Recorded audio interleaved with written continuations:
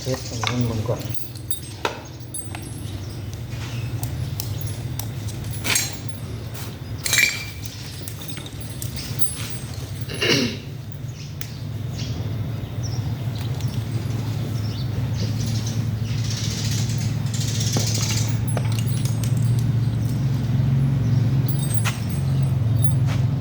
คอยกินดูนะ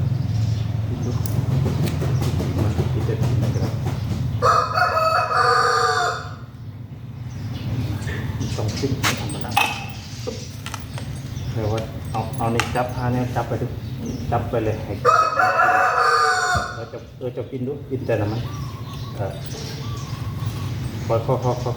เดี๋ยว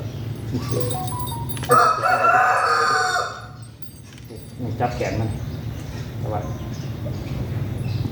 มันไปครับ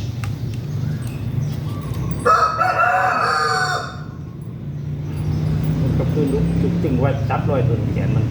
ถ้าเราจับไปเลย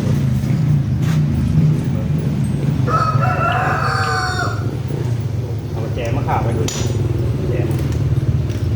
เต็มปาก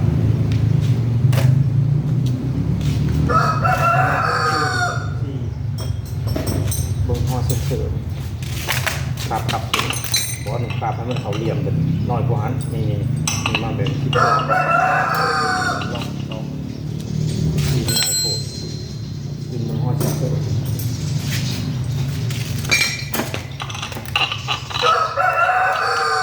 กินแบบกินหลอกคอยเทไปแล้วแบบ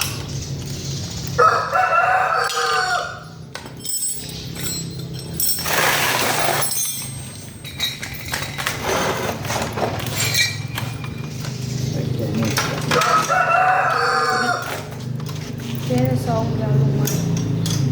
บ่ได้เอามาแล้ว